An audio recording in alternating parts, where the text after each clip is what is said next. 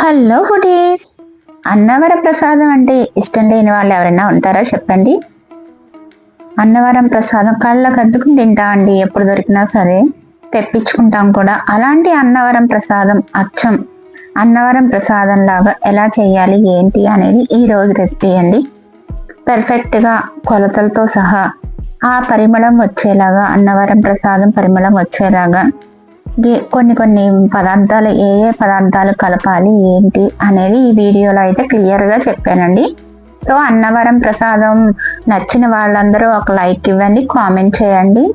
మనం ప్రాసెస్లోకి అయితే వెళ్ళిపోదామండి. దానికి కావాల్సిన పదార్థాలు: గోధుమ నూక అండి. గోధుమ నూక మనకి పెద్దది దొరుకుతుందండి, అది తీసుకోవాలి, బల్సీ రవ్వ తీసుకోకూడదు. గోధుమ నూక, నెయ్యి, పంచదార, బెల్లం, యాలకులు, పటిక అంటాం చూసారా, మనం గుమ్మాలకు అది కట్టుకుంటా ఉంటాము. పటిక, జాజికాయ. జాజికాయ చిన్నదనమాట, మనం దీంట్లో వేస్తాం కదండి, అది. బెల్లము, పచ్చకర్పూరం, నెయ్యి. ఇవన్నీ ఉంటే చాలండి, మనం ఇంట్లోనే శుభ్రంగా చేసుకోవచ్చు. ఒక కప్పు నూకని తీసుకోండి, గోధుమ నూకని. గోధుమ నూక పెద్దగా ఉండాలని చెప్పాను కదా, మనకి సూపర్ మార్కెట్లో ఎక్కడైనా దొరుకుతుందండి ఇది. సో డ్రై రోస్ట్ చేసుకోవాల్సి ఉంటుంది. అది కొంచెం టర్న్ అవ్వాలి, మనకి వేగుతా ఒక 5 నిమిషాలు వేయించేస్తే సరిపోతుందండి. అది టర్న్ అయినప్పుడు మనకి కొంచెం వైట్ కలర్లో వస్తుంది, చూసారు కదా, అలా వస్తుంది అనమాట. అప్పుడు మనం తీసేసుకుని పక్కన పెట్టేసుకుందాం అండి, వేరే గిన్నెలో అయితే పెట్టేసుకుందాం. ఇప్పుడు ఒక కప్పు తీసుకున్నాం కదండి గోధుమ నూక అనేది, మనకి 3 కప్పులు వాటర్ అయితే అవసరం అవుతుంది. పర్ఫెక్ట్ కొలత. ఏ కప్పుతో అయితే నూక తీసుకుంటామో ఆ కప్పుతోనే మనం 3 కప్పులు వాటర్ అయితే పోసుకోండి. బాగా వాటర్ మరగనివ్వాలండి. మరిగిన తర్వాత మనం వేయించుకుని పక్కన పెట్టుకున్న నూక అయితే వేయాల్సి ఉంటుంది. ఈ నూక ఇప్పుడు బాగా మరిగిపోయింది కదండి, నూక అయితే వేసేస్తున్నాను. వేగిన తర్వాత, వేగక ముందు స్ట్రక్చర్ అయితే చూసారు కదా, నూక సేమ్ అలాగే ఉంటుందండి. కొంచెం మీడియం మంట మీద ఇలా కలుపుకున్న తర్వాత అది కొంచెం బుడగా ఇలాగా పొంగుతా వస్తుందండి. అప్పుడు కొంచెం చిన్న మంట మీద పెట్టేసుకుని మధ్య మధ్యలో కలుపుతా ఒక 15 నిమిషాలు అయితే ఉడకబెట్టుకోవాలండి, బాగా ఉడకాలి. ఈ లోపల మనం పౌడర్ అయితే తయారు చేసుకుందాము. ఇలాచి, జాజికాయని ఇలాగ మెత్తగా పేస్ట్ లా చేసుకుందామండి. ఇలా పౌడర్ అయిపోయిన తర్వాత దాంట్లో పట్టిక వేస్తున్నాను. ఈ పట్టిక వల్ల ఉపయోగం ఏంటంటే, మన ప్రసాదం అనేది స్టిక్కీగా స్ట్రక్చర్ అట్లా ఉంటది అనమాట. మన కొంచెం చిన్నది పచ్చికర్పూరం వేస్తున్నానండి.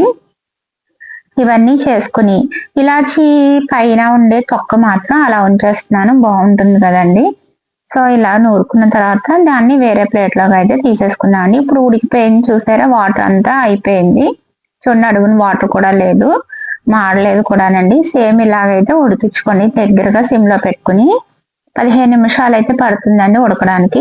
ఇప్పుడు కొంచెం వాటర్ అయితే తీసుకుని దాంట్లో కప్పు పంచదార తీసుకున్నాం కదండి, ఏ కప్పుతో నూక తీసుకున్నామో ఆ కప్పుతోనే పంచదార కూడా తీసుకోవాలి. క్యారమెల్ చేయాలన్నమాట ఈ పంచదారని, లేదంటే డైరెక్ట్ వేసేసుకోవాలన్నా వేసుకోవచ్చండి, మీ ఇష్టం. నేనైతే క్యారమెల్ చేస్తున్నాను, రంగు అనేది మనకి బాగా పర్ఫెక్ట్ గా వస్తుంది, అందువల్ల క్యారమెల్ చేస్తున్నాను. పంచదార అనేది ఇలా తిప్పుతా ఉండగా మనకి రంగు అనేది మారిపోద్దండి ఇలాగా.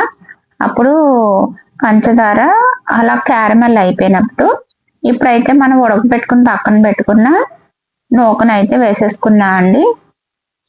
ఆల్రెడీ ఉడికిపోయింది కదండి, ఇది దీంట్లో కలిపేసుకుందాం. ఇప్పుడు కప్పు పంచదార, కప్పు బెల్లం అయితే వేసుకోవాల్సి ఉంటుంది, ఒక కప్పు నూకకన్నమాట. ఇది పర్ఫెక్ట్ కొలత అనమాట.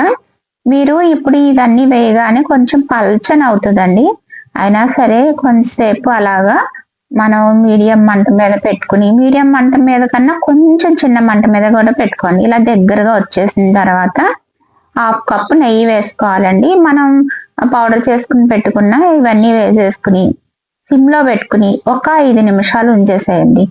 ఉంచేస్తే బాగా దగ్గరగా వస్తుందండి, మనకి స్టిక్కీ స్ట్రక్చర్ అనేది రావాలి, జిగురుగా అన్నమాట.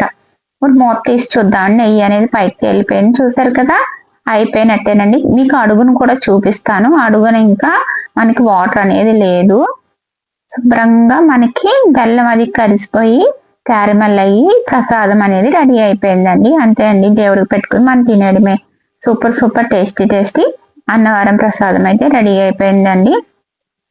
నా వీడియోస్ కనుక మీకు నచ్చినట్లయితే కామెంట్ చేయండి, లైక్ చేయండి, షేర్ చేయండి. Thank you so much.